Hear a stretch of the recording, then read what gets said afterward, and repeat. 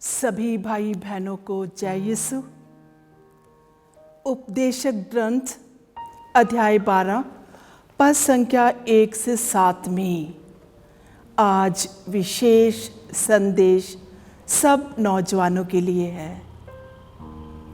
प्रभु सब नौजवानों को प्यार करता है, इसलिए उन्हें याद दिलाना चाहता है। अपनी जवानी के दिनों में अपने सृष्टिकर्ता को याद करो। बुरे दिनों के आने से पहले, उन वर्षों के आने से पहले जिनके विषय में तुम कहोगे मुझे उनमें कोई सुख नहीं मिला। प्रभु अपने वचनों के साथ सभी नौजवानों को आज हौसला, सांत्वना और ढारस बंधाना चाहते हैं।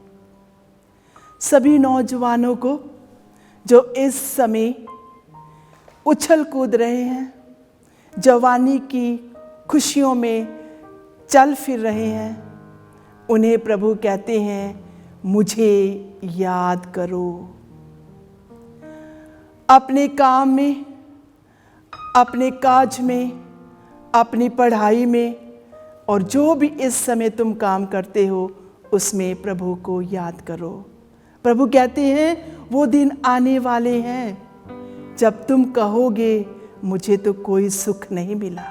जब हम जवानी में उस प्रभु को याद करते हैं तो प्रभु हमारे बुढ़ापे में हमें अपने हौसला और ढारस से हमें ताकत और तरोताजा रखेगा। वचन कहता है उस समय से पहले जब सूर्य, प्रकाश, चंद्रमा और नक्षत्र अंधकार में हो जाएंगे और वर्षा के बादल छा जाएंगे, मतलब तुम्हारी आंखों की रोशनी खत्म हो जाएगी, तुम देख नहीं पाओगे। उस समय घबराना नहीं है क्योंकि तुमने अपने सृष्टिकर्ता को याद किया है। उस समय तुम्हारी आंखों की रोशनी प्रभु खुद बनेंगे। किंतु कब बनेंगे? जब हम अपनी जवानी में उस महान प्रभु को याद करेंगे और उसके कहे हुए आदेशों पर चलेंगे। वचन कहता है उस समय से पहले जब घर के रक्षक कांपने लगेंगे, मतलब कि तुम्हारे पैर कांपने लगेंगे, तुम चल फिर नहीं सकोगे, तुम्हारे पैरों में दर्द होगी, उस समय तुम याद करोगे उस सृष्टिकर्ता को। उससे पहले ही तुम उस सृष्टिकर्ता की तरफ मुड़ आओ। बलवानों का शरीर झुक जाएगा, चबाने वाले इतने कम होंगे कि अपना काम बंद कर देंगे। ये वचन कहता है कि तुम्हारे दांत जो इस समय मजबूत हैं और अंत आएगा वे कमज़ोर हो जाएंगे। प्रभु अपने वचनों के साथ नौजवानों को हौसला देता है और याद दिलाता है कि अभी तुम तंदुरुस्त हो, तुम काम कर सकते हो, देख सकते हो, चल सकते हो, खा सकते हो, किंतु समय आएगा जब ये सब कुछ कमज़ोर हो जाएगा और जो खिड़कियों से झांकती है वे धुंधली हो जाएंगी। उस समय से पहले जब बाहरी दरवाजे बंद होंगे, चक्की की आवाज़ मंद होगी, चिड़ियों की चहचहाट धीमी पड़ जाएगी और सभी गीत मौन हो जाएंगे। तुम्हें नींद नहीं आएगी, तुम चल फिर नहीं सकोगे, तुम कमज़ोर हो जाओगे। उस समय तुम प्रभु को याद करोगे तो तुम्हें कुछ नहीं मिलेगा, किंतु अब जवानी में अगर उसे याद करोगे तो तुम्हारी जो कमज़ोर बाजू हैं, कमज़ोर पाँव हैं, वो मजबूत किए जाएंगे। उस समय से पहले जब ऊंचाई पर चढ़ने से डर लगेगा और सड़कों पर खतरे ही खतरे दिखाई देंगे, मतलब कि तुम उछल कूद नहीं पाओगे। जब जवानी है हम उछलते हैं, हम कूदते हैं, हम एक सड़क से दूसरी सड़क पर पार करते हैं। कहते हैं वो समय आएगा जब तुम उछल कूद नहीं सकोगे, तुम पार नहीं कर सकोगे, तुम किसी का सहारा मांगोगे। इसलिए याद रखो अपनी जवानी में उस ईश्वर को जब बादाम का स्वाद फीका पड़ जाएगा, टिड्डियाँ नहीं पचेंगी और चटनी में रुचि नहीं रहेगी, क्योंकि मनुष्य परलोक सिधारने पर है और शोक मनाने वाला सड़क पर आ रहे हैं। कहते हैं कि हमारा सब कुछ, हमारा जो स्वाद है वो फीका पड़ जाएगा, बाल सफ़ेद हो जाएंगे, खाना नहीं खाया जाएगा और हम कमज़ोर होंगे, बीमार होंगे।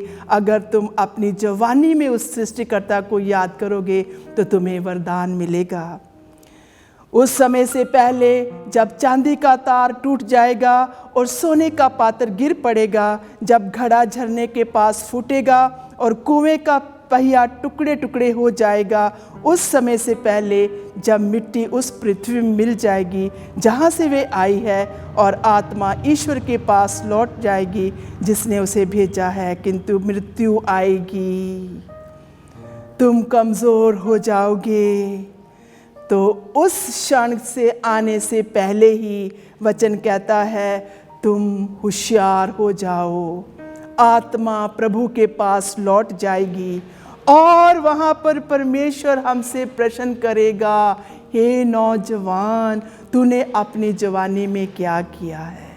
जब हम अपनी जवानी में उस सृष्टिकर्ता को याद करते हैं, अपनी जवानी में अपने माता पिता के काम आते हैं, माता पिता की सेवा करते हैं, उनकी सेवा कार्य में भाग लेते हैं, समाज में भाग लेते हैं, कलीसिया में काम करते हैं, तो प्रभु कहता है उस समय तुम मेरे साथ जुड़े रहोगे। प्रभु आज हमें बुलाता है और हमें बताना चाहता है कि जो जवानी में उसके कार्य करते हैं वे हमेशा उसमें जवान रहेंगे। उनके शरीर कमज़ोर होंगे किंतु फिर भी वह कमज़ोरी का एहसास नहीं करेंगे। उनके शरीर में बीमारियां आएंगी किंतु वो बीमारियां उन्हें नीचे नहीं गिराएंगी। वे हमेशा दृढ़ रहेंगे, साहसी रहेंगे, ढारस बांधे हुए प्रभु का प्रचार करते रहेंगे। वचन में हम पढ़ते हैं यिर्मयाह का ग्रंथ अध्याय 1 पद संख्या 4 से 5 में हम देखते हैं यिर्मयाह ने अपनी जवानी में प्रभु का साथ दिया, प्रभु के वचन सुनाए। प्रभु ने कहा मैंने तुम्हें चुना है। यिर्मयाह का ग्रंथ अध्याय 1 पद संख्या 4 से 10 तक हम पढ़ते हैं तो उसमें लिखा है, प्रभु कहते हैं यिर्मयाह, मैंने तुम्हें जन्म रचने से पहले ही चुना है, तुम्हें पवित्र किया है, तुम्हें राष्ट्रों का नबी नियुक्त किया है। तो यहाँ पे यिर्मयाह एक्सक्यूज़ ढूंढता है, कहता कि हे प्रभु मैं तो बच्चा हूँ।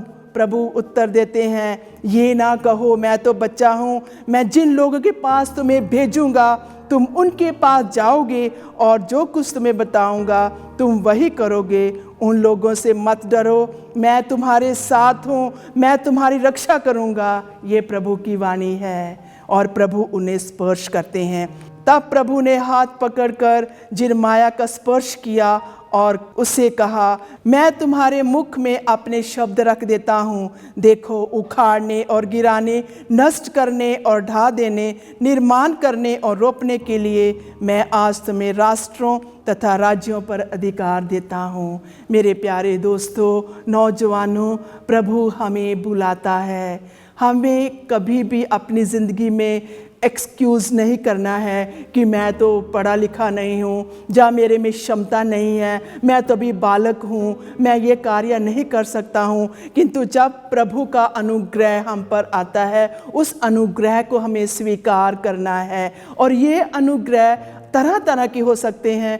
हो सकता है प्रभु आपको बुलाता है माता पिता की सेवा करने के लिए, हो सकता है प्रभु बुलाता है आपको पुरोहिताई जीवन के लिए, सिस्टर बनने के लिए, प्रभु का प्रचार करने के लिए। तो जो भी बुलाहट हमारे जीवन में आती है, आओ हम उस बुलाहट को स्वीकार करें और इन वचनों को लोगों तक पहुंचाएं, तो प्रभु हमसे खुश होगा और हमारे अंतिम दिनों में हमें महिमा का ताज मिलेगा। ईसाया का ग्रंथ अध्याय 6 पद संख्या 1 से 13 मैं आपको होमवर्क देती हूँ, पढ़ेंगे, किंतु मैं केवल अध्याय 6 से 8 तक आपको सुना। वचन कहता है, एक सेराफीम उड़कर मेरे पास आया, उसके हाथ में एक अंगार था जिसे उसने चिमटे से वेदी पर से ले लिया। उससे मेरा मुंह छूकर उसने कहा, देखिए अंगार में आपके होठों का स्पर्श किया है, आपका पाप दूर हो गया है, आपका अधर्म मिट गया है। तब मुझे प्रभु की वाणी ये कहते हुए सुनाई पड़ी, मैं किसको भेजूं? हमारा संदेशवाहक कौन होगा? मैंने उत्तर दिया, मैं प्रस्तुत हूँ, मुझको भेज। ईसाया खुद अपने आप को प्रभु के हाथों में समर्पित करते हैं, कहते हैं मैं तैयार हूँ, मुझको भेज। मेरे प्यारे दोस्तों, नौजवानों, आओ हम ईसाया की तरह बने, अपने आप को प्रभु के हाथों में सौंप दें। आज के युग में हम देखते हैं सब नौजवान नशे की हालत में हैं। वो पूरी दुनिया के प्रेम को भूल गए हैं कि क्यों उन्हें रचा गया है। वे प्रभु के वचनों को भूल गए हैं। उनको प्रभु के वचनों में कोई भी टेस्ट नहीं है, उनको कोई स्वाद नहीं आता है। उनको वचन बोरिंग लगता है क्योंकि वे वचनों में ध्यान नहीं देते हैं। आज ईसाया की बुलाहट से आओ नौजवानों, हम अपना ध्यान प्रभु को समर्पित करें ताकि प्रभु हमारे जीवन में काम करे। मैंने ये कुछ उदाहरण दिए हैं, जैसे कि जिरमाया का, ईसाया का, एजिकियल का भी मैं देना चाहती हूँ। एजिकियल के ग्रंथ अध्याय 2 और 3 मैं होमवर्क देती हूँ, आप पढ़ना, किंतु मैं थोड़ा सा संक्षेप आपको दूंगी। प्रभु का वचन एजिकियल को आया और कहा, एजिकियल अपना मुंह खोलो, और उसने एक पुस्तक एजिकियल की ओर बढ़ाई, और वो क्या था? प्रभु के वचन। कहा, इसे खाओ। और एजिकियल ने कहा, जब मैंने वचनों को खा लिया मुझे मीठा लगा। एजिकियल का ग्रंथ अध्याय 3 पद संख्या 17 में लिखा है, मानव पुत्र, मैंने तुम्हें इस्राएल के घराने का पहरेदार नियुक्त किया है। तुम मेरे मुख का वचन सुनकर उन्हें मेरी ओर से चेतावनी दोगी। और बहुत सारी इंस्ट्रक्शंस जो एजिकियल को दी गई। क्यों दी गई? क्योंकि उसने जवानी में अपने सृष्टिकर्ता को याद किया और उस सृष्टिकर्ता की आशीष के साथ, ब्लेसिंग के साथ उसने अपने लोगों को बचाया। मेरे प्यारे नौजवानों, प्रभु हमें बुलाते हैं कि हम भी वचनों को खाएं, हम भी वचनों को टेस्ट करें, हम भी एजिकियल के समान वचनों को खाकर उसका स्वाद लें कि सचमुच में प्रभु के वचन मीठे हैं। प्रभु के वचन कब मीठे होते हैं? जब हम उन वचनों पर चलते हैं, जब हम प्रभु के आदेशों पर चलते हैं, तो तब प्रभु के वचन हमारे जीवन में काम करते हैं, तो हम प्रभु की ओर से नियुक्त किए जाते हैं। प्रभु कहते हैं, इस्राएल के घराने का पहरेदार मैंने तुम्हें नियुक्त किया है। मेरे प्यारे नौजवानों, आओ हम उस सृष्टिकर्ता को याद करें ताकि हमारे बुढ़ापे में हम प्रभु के आशीष को प्राप्त कर सकें। हम देखते हैं एजिकियल के बाद दानियल का ग्रंथ। दानियल के ग्रंथ में भी हम देखते हैं कि किस तरह उसने अपनी जवानी में अपने प्रभु को याद किया। उसे महल में लेके गए, वो राजा के राज्य में रहकर भी उसने गरीबी का जीवन जिया। उसने अपनी जवानी में साधारण जीवन जिया, उपवास किया, राजकीय भोजन को छोड़ दिया, नशे को छोड़ दिया। उसके पास सब कुछ उसे दिया गया था, किंतु उसने त्याग तपस्या करके अपने ईश्वर को याद किया। उसने दिन में 3 बार अपने प्रभु को याद किया। उसे बहुत सारे अत्याचार सहने पड़े, किंतु अपने ईश्वर को उसने नहीं छोड़ा। उसने मूर्ति पूजा नहीं की, किंतु उसने खुदा की उपासना की। हम प्रार्थना करते हैं और करते रहेंगे कि नौजवान जो प्रभु को प्यार नहीं करते हैं, वचन नहीं पढ़ते हैं, उपवास नहीं करते हैं, मिसा में भाग नहीं लेते हैं, प्रभु उन्हें आशीष दे। दानियल की तरह वे भी प्रार्थना में अपना जीवन व्यतीत कर सकें। हम देखते हैं नए नियम में उड़ाऊ पुत्र को। उड़ाऊ पुत्र जब होश में आया, उसने अपना ध्यान सृष्टिकर्ता की ओर लगाया। जब वे नशे में था, रंगरलियों में था, इस संसार की मोह माया में था, उसने सृष्टिकर्ता को याद नहीं किया। किंतु जब वो वास्तव में बुरी हालातों में पड़ गया, उसे खाने को नहीं मिला, पहनने को नहीं मिला, फिर उसने अपने ईश्वर को याद किया कि मेरा पिता कितना अमीर है, उसके पास सब कुछ है, क्यों ना मैं उसके पास जाऊं। और उसने अपने बुरे कामों को छोड़ के भलाई के कामों में लग गया। वे पिता के पास आया और कहा, हे पिता, मैंने तेरे विरुद्ध और स्वर्गीय पिता के विरुद्ध पाप किया है, मुझे माफ करो। मेरे प्यारे नौजवानों, आओ हम होश में आएं, आओ हम अपने सृष्टिकर्ता को याद करें, आओ हम अपने बुरे कामों को छोड़कर उस पिता की ओर मुड़ें। हमारे माता पिता घर में हताश हैं, निराश हैं, आंसू बहाते हैं, हमारी इंतज़ार करते हैं कि कब मेरी बेटा, कब मेरी बेटी घर में आएंगे। किंतु हम अपने माता पिता की अनसुनी करते हैं, हम कलीसिया की अनसुनी करते हैं, हम वचनों पर ध्यान नहीं देते हैं और हम अपना जीवन जी रहे हैं। और कितने नौजवान जो अपना जीवन जी रहे हैं, उनके जीवन में जीवन नहीं है, वे मर गए हैं, वो जीते हुए भी मरे हुए हैं, क्योंकि उनकी जीवन में ईश्वर का प्रेम खत्म हो गया है।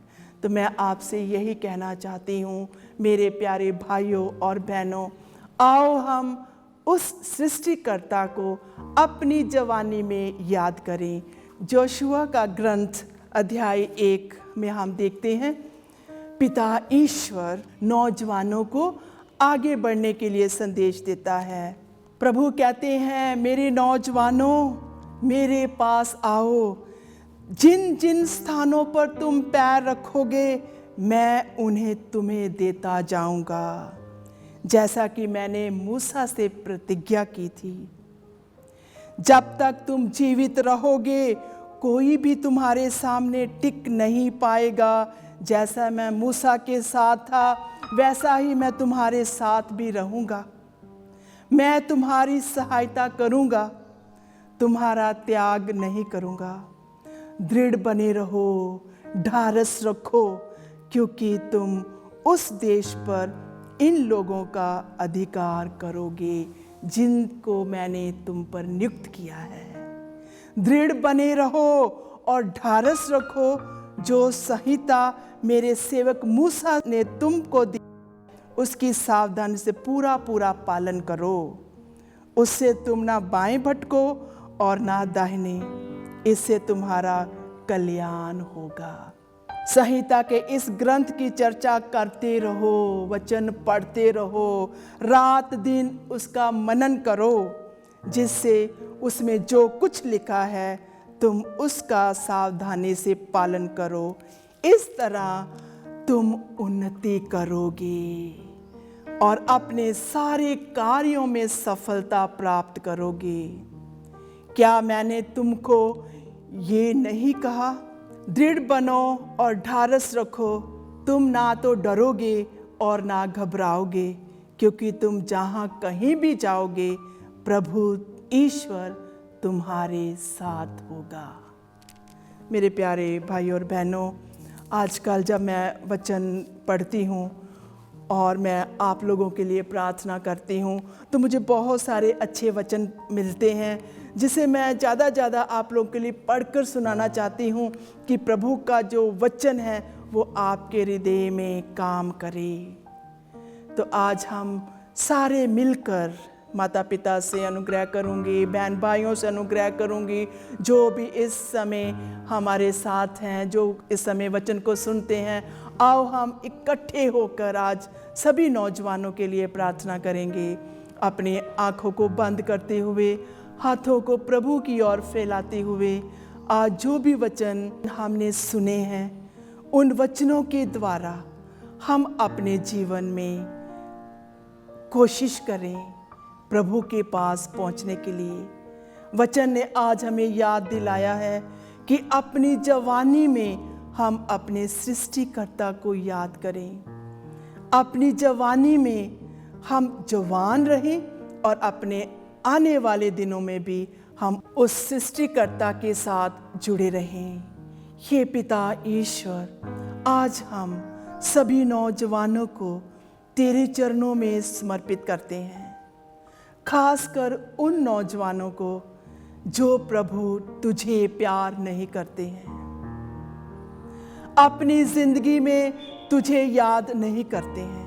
प्रभु, जो तुझे याद नहीं करते हैं, तुझे अपना खालिक और मालिक नहीं मानते हैं, प्रभु उन नौजवानों को प्रभु अपनी ओर आकर्षित कर, उनके दिल दिमाग को अपने पुत्र यीशु के खून से धो डालो ताकि वे तुझे याद करें। हे प्रभु, मैं उन नौजवानों के लिए प्रार्थना करती हूँ जो नशे की हालात में हैं, जो ड्रग्स लेते हैं, जो प्रभु अपनी हालातों को खो बैठे हैं, जो बीमार हैं, परेशान हैं, जो हताश हैं, प्रभु उन सबों को प्रभु अपनी आशीष से भरो। जिस तरह तूने जोशुआ के साथ वादा किया, मैं तेरे साथ रहूँगा, मैं तेरे साथ चलूँगा, तकड़ा हो, ढारस रख, मैं तेरे साथ हूँ। उसी तरह मेरे प्रभु आज इन नौजवानों को प्रभु हौसला अफजाई प्रदान कर, उनके हाथ को पकड़ प्रभु ताकि वे तुझे याद करें। मैं उन यूथ के लिए प्रार्थना करती हूँ प्रभु जो दिन में तुझे याद नहीं करते हैं, दैनिक प्रार्थना नहीं करते हैं, पाक मिसा में भाग नहीं लेते हैं, रोजरी माला नहीं करते हैं, रविवार को पाक मिसा में भाग नहीं लेते हैं। प्रभु इन नौजवानों के दिलों में अपनी ज्योति जला प्रभु।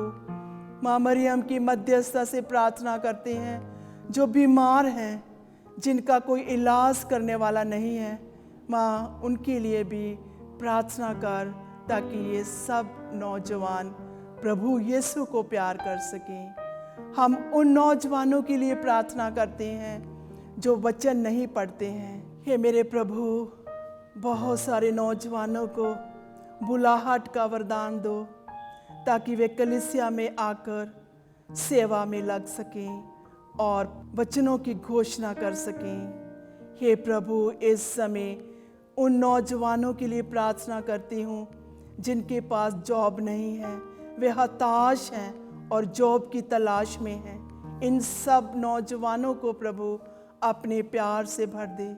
ये प्रार्थना करते हैं प्रभु यीशु के नाम से, आमीन।